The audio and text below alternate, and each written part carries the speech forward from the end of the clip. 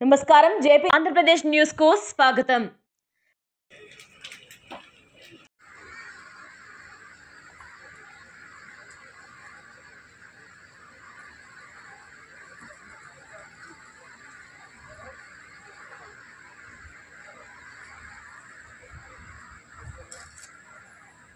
Project యొక్క పర్యావరణ సలహాదారుగా నియమించబడిన స్పేస్ ఎన్విరో సొల్యూషన్స్ హైదరాబాద్ వారి కంపెనీలో ఈఐఏ కోఆర్డినేటర్గా పనిచేస్తున్నాను.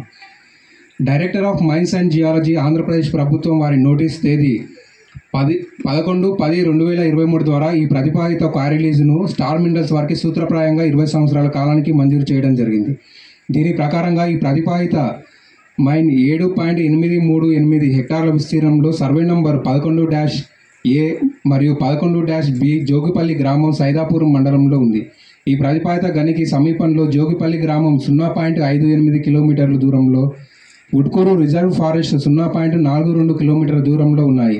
ఈ ప్రతిపాదిత గనిని నిర్వహించడానికి భారత ప్రభుత్వం పర్యావరణం మరియు అడవులు వాతావరణ మార్పుల మంత్రిత్వ శాఖ రాష్ట్ర స్థాయి నుంచి పర్యావరణ అనుమతులు పొందడం అవసరం అవుతుంది.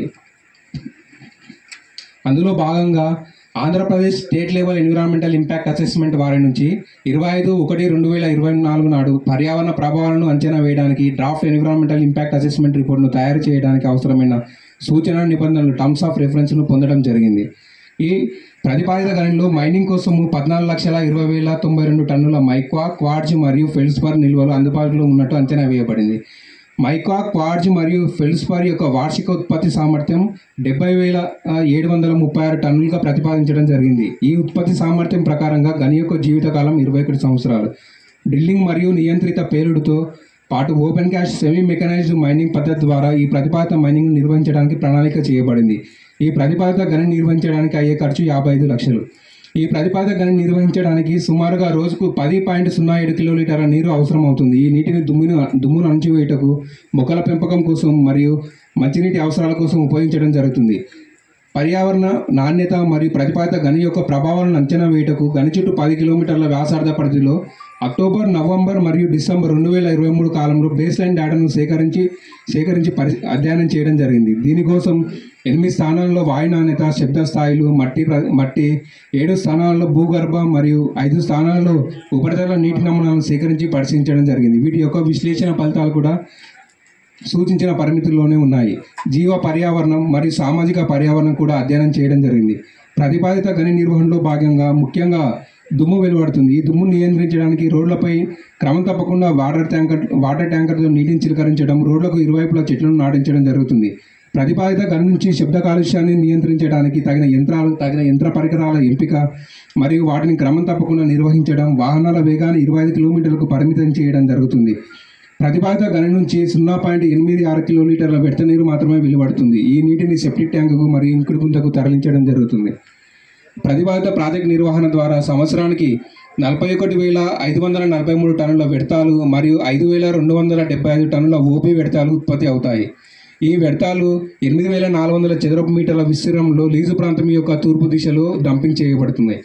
ఈ ప్రతిపాదిత మైనింగ్ కార్యకలాపాల్లో 17 మందికి ప్రత్యక్ష ఉపాధి, సుమారుగా 50 మందికి పరోక్ష ఉపాధి కల్పించబడుతుంది.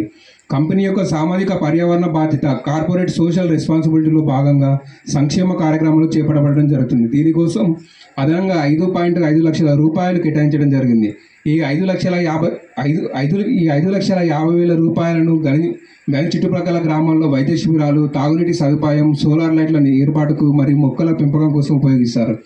గని చెట్టు 0.96 హెక్టార్ల విస్తీర్ణంలో 2,400 చెట్లు పెంచడం జరుగుతుంది. పర్యావరణ సంరక్షణ కోసం 18,06,000 రూపాయలు మూలధనంగా మరియు సంవత్సరానికి 7,47,000 రూపాయలు పునరావృత నిర్వహణ ఖర్చుగా ప్రతిపాదించడం జరిగింది. వీటితో పాటు క్రమం తప్పకుండా వాయు, శబ్ద, నీరు మరియు మట్టి నమూనాలను సేకరించి అధ్యయనం చేయడం జరుగుతుంది. ఈ విధంగా ఈ ప్రతిపాదిత గనిని ఒక క్రమ పద్ధతిలో మరియు శాస్త్రీయ పద్ధతిలో నిర్వహించడానికి ప్రణాళిక చేయబడడం జరిగింది. కాబట్టి ఈ ప్రతిపాదిత మైనింగ్ కార్యకలాపాల ప్రతికూల ప్రభావాలు లేవు. మాకు ఈ మైన్ వల్ల ఎటువంటి ఇబ్బందులు లేవు. ఈ మైన్ మాకు ఇంకా జీవనోపాధి కలిగిస్తుంది. ఈ మైన్ వల్ల మేము ఇంకా రూపాయి డబ్బులు సంపాదించుకొని మా వాళ్ళు కానీ, మా ఇంట్లో వాళ్ళు కానీ, మా ఊరు వాళ్ళు కానీ ఇంకా పనులు చేసుకొని రూపాయి డబ్బులు సంపాదించుకొని హ్యాపీగా ఉంటారు. ఈ మైన్ ఉండడం వల్ల మాకు ఎటువంటి ఇబ్బంది లేదు. జీవనోపాధి కలిగిస్తుంది మా ఊర్లో గ్రామస్తులందరికీ.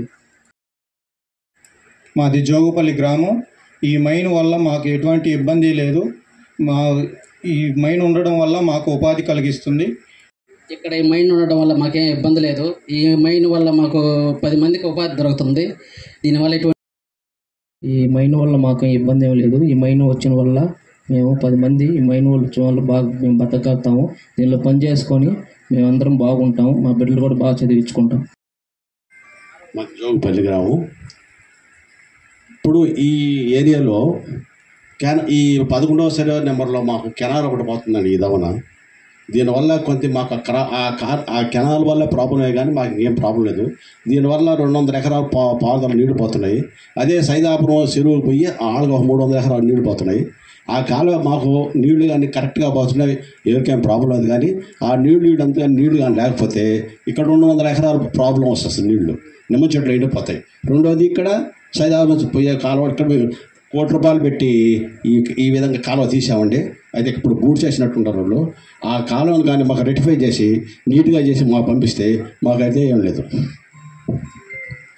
జోగిపల్లి నివాసిని. We are not against for the lease, but we are against for the illegal and pollution.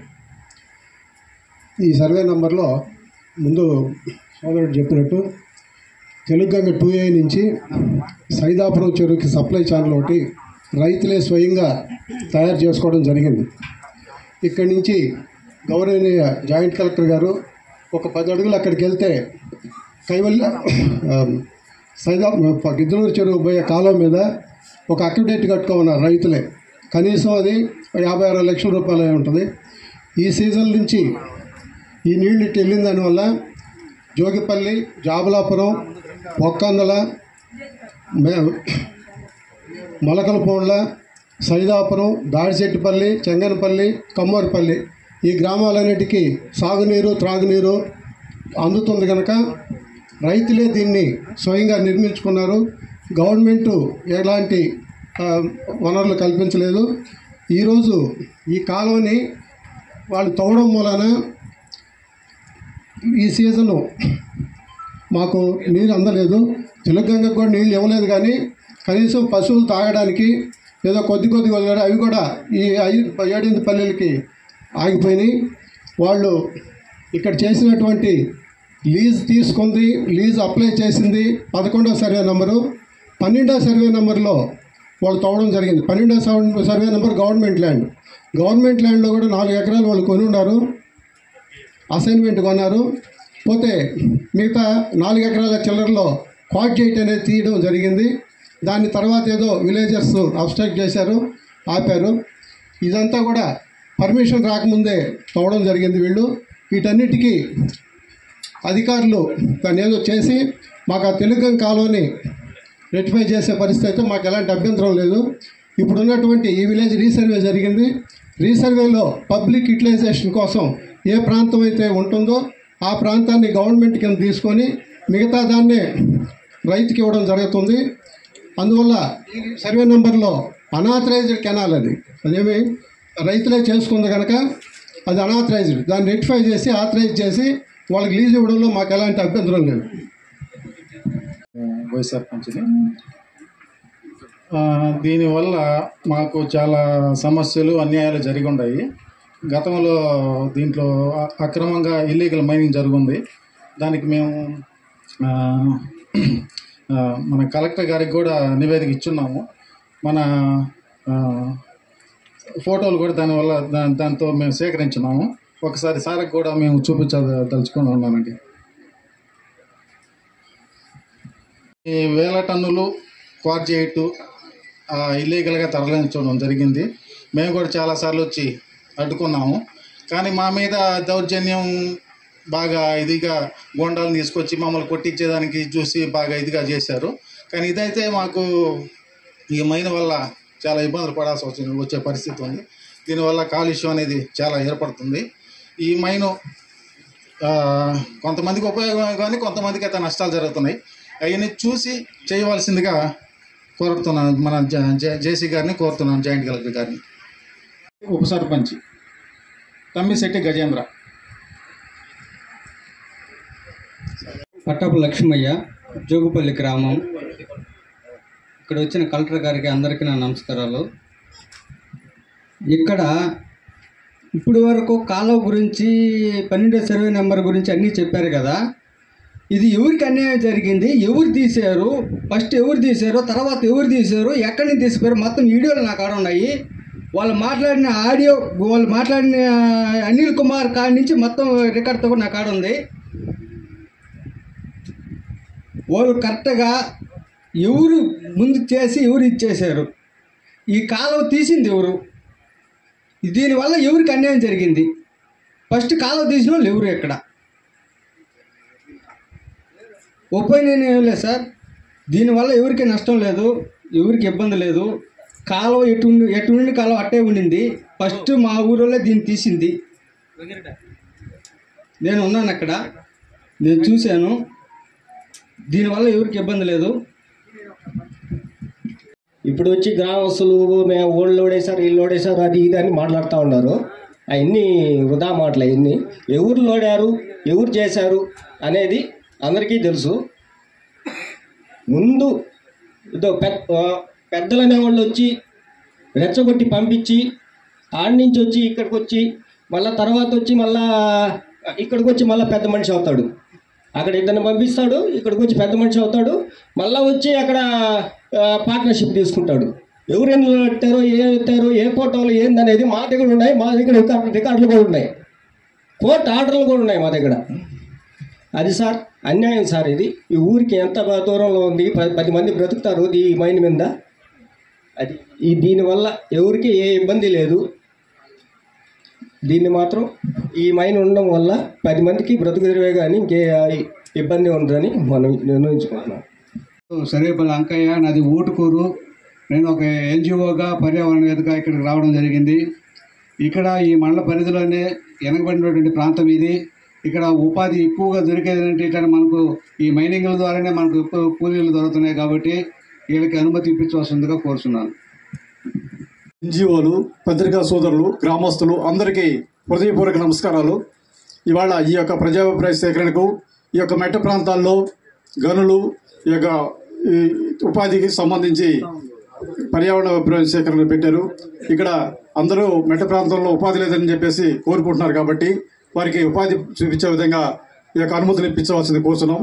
అదేవిధంగా రైతులకు చిన్న చిన్న పొరపాట్లు ఉన్నాయని కూడా మీరు ఈ సమయంలో మీరు చెప్పవలసిందిగా కోరుతున్నాము. సో ప్రాజెక్ట్ సంబంధించి మీకు విలావరిగా ఇక్కడ చెప్పడం జరుగుతుంది, కన్సల్టెంట్స్ ఎవరైతే ఉన్నారో. దాని తర్వాత మన ఈ పీసీబీ గారు కూడా దీని గురించి మీకు ఆల్రెడీ చిన్న చిన్న అంశాలు కూడా ఏమేమి ఉన్నాయో అది కూడా విలావరిగా చెప్పడం జరిగింది. ఇది కాకుండా మీకు డౌట్స్ ఉంటే కనుక దయచేసి ఈ ఒక్కసారి ఈ దీన్ని మీరు ఆపర్చునిటీగా తీసుకొని దయచేసి అడగవలసిందిగా కోరుతున్నాను. సో ఇదే నా తరపు నుండి. తర్వాత మొత్తం ఆయన తర్వాత లాస్ట్గా ఒకసారి కూడా నేను మాట్లాడి క్లోజ్ చేస్తాము. సో మన సైడ్ నుండి ఈ హియరింగ్ అనేది ఇవాళ ఈ డేట్లు ఈ టైంకి వీళ్ళు అందరి ముందు జరిగిందని మేము రాసి పెట్టడం జరుగుతుంది. అండ్ ఏవైతే మీరు పాయింట్స్ రైట్ చేశారో, ఈవెన్ చిన్న చిన్న పాయింట్స్ కూడా ప్రతి ఒక్కరు వాళ్ళ పేరు కూడా నోట్ చేసుకుని వాళ్ళు చెప్పిన సజెషన్స్ ఆర్ డౌట్స్ కూడా మేము నోట్ చేసుకొని దానికి సమాధానం రిటర్న్ కన్సల్టెంట్ నుండి తర్వాత స్టార్ మినట్ తరపు నుంచి ఏవైతే ఇచ్చారో అది కూడా ఇంక్లూడ్ చేసుకొని మళ్ళీ మొత్తం ఒక మినిట్స్ రూపంగా మేము పంపడం జరుగుతుంది. రేపు ఈవినింగ్ లోపల సబ్మిట్ చేయడం జరుగుతుందండి. ఇదే మీ అందరికీ తెలియజేస్తున్నాము.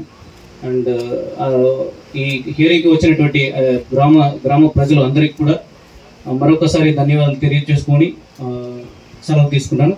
Thank you. మేము ఇప్పుడు కూడా సంసిద్ధంగానే ఉంటాము. రెండోది వచ్చి ఈ సిఎస్ఆర్ యాక్టివిటీస్ ఏదైతే ఉన్నాయో సో వాటికి సంబంధించిన ప్రాజెక్ట్ కాస్ట్ ఆల్రెడీ 5 lakhs ఉంది. అంతేకాకుండా ఇంకేదైనా అవసరమైనా కానీ అది కూడా మా యొక్క పరిధి లోపల ఉంటే ఖచ్చితంగా దాన్ని ఊరికి సంబంధించి మనం చేయడానికి మేము ఖచ్చితంగా చేస్తాము. ఇప్పుడు ఈ ఇల్లీగల్ మైనింగ్ అనేది సార్ ఏదైతే ప్రస్తావించారో అది సర్వే నెంబర్ 12లో జరిగింది, ఇక్కడ కూడా కొంత జరిగింది. సో దానికి సంబంధించి అది ఇంతకుముందు గవర్నమెంట్లో కొన్ని మిస్టేక్స్ అయితే జరిగాయి, అది అందరికీ తెలిసిన విషయమే. దానికి సంబంధించి ఒక కేసు కూడా చెప్పినట్టు జరుగుతూ ఉంది. ఇప్పుడు ఫొటోస్ ఇవి ఏవైతే సబ్మిట్ చేశారో ఇవన్నీ కూడా క్యాటలాగ్స్ ప్రకారం సర్వే నెంబర్ 12కి సంబంధించిన విషయం. ఇది మనకు ఏదైతే లీజ్ జరుగుతుందో సర్వే నెంబర్ 11A 11Bకి సంబంధించిన విషయం. సో ఇది దానికి సంబంధించిన ఫొటోస్ కాదనేది నా అభిప్రాయము. సో ఈ క్యాటలాగ్స్ ఈ లాట్ లాంగ్ ఈ సార్ చూసి దానికి తగిన నిర్ణయం తీసుకుంటారని చెప్పని ఆశిస్తున్నాను. Thank you. రాజాపురం మండలం కొన్ని గ్రామంలో స్టార్ కలిసి ఇన్ఫర్మేటివ్ క్లియరింగ్ అనేది కండక్ట్ చేయడం జరిగింది. దీంతో ఈపీసీ గారు తర్వాత అండ్ అనేక గ్రామ ప్రజలు కూడా పాల్గొన్నారు. వాళ్ళకి సంబంధించి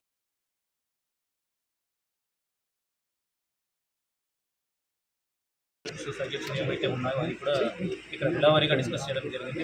ఈ లాస్ట్ 1 అవర్లో మనం ఏమైతే డిస్కస్ చేసామో ఇవన్నీ కూడా వీడియో రికార్డ్ చేసుకొని ఉన్నాము. సో వీడియో రికార్డింగ్తో పాటు మేము మినిట్స్ రూపంలో వాళ్ళు చెప్పినది కూడా రైటింగ్లో రాస్తున్నాము.